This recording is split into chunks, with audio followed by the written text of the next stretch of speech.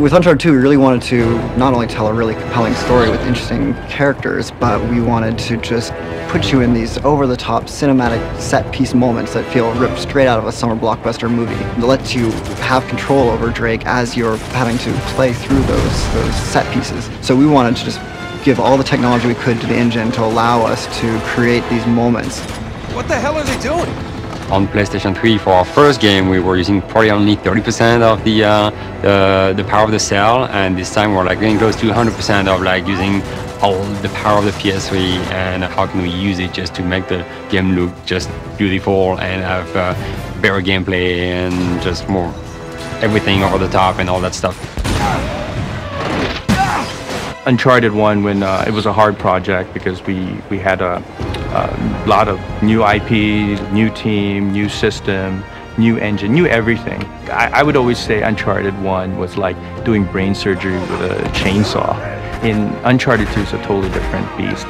We have precision instruments now that freed up a lot of time for the production, and that was huge because that gave us the time to do more creating rather than R&Ding.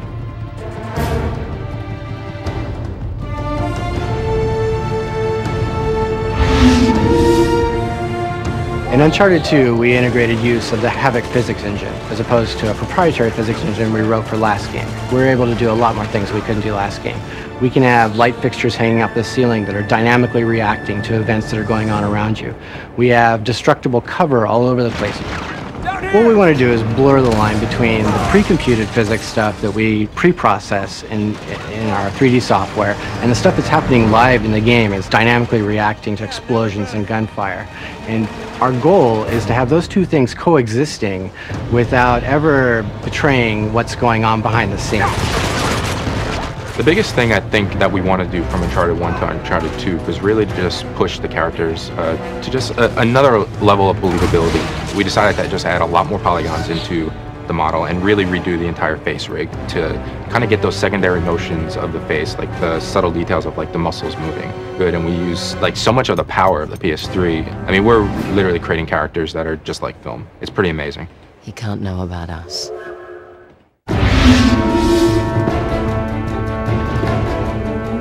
We often talk about moments in the development of Uncharted, but they're these iconic images packed with drama and a spirit of adventure, and so the train was definitely one of these.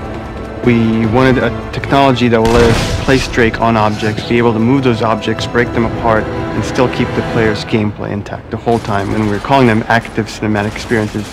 You're fully in control of Drake while something big is happening.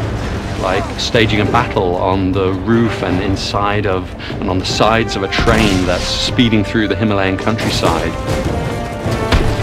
That represented really major hills for us to climb in terms of technology, and then how we would develop the gameplay scenarios inside of those spaces and using those technologies. But they're so instrumental, they're so fundamental to the game that Uncharted 2 has become that we're very glad that we chose to do those things. Oh, crap!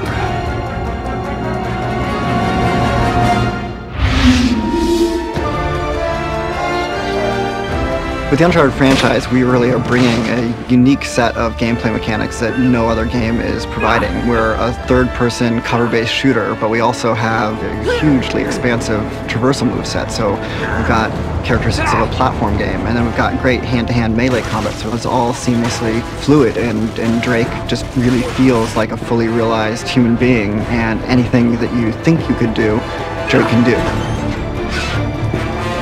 So in Uncharted 2, we had three pillars of gameplay. We had traversal, we had gunplay, and we had hand-to-hand combat. And we set up scenarios, and we changed the animations. We did all these things that would enable you to kind of seamlessly go to any of those things at any time. And so we really wanted to kind of give that really good cohesive feel to your entire experience.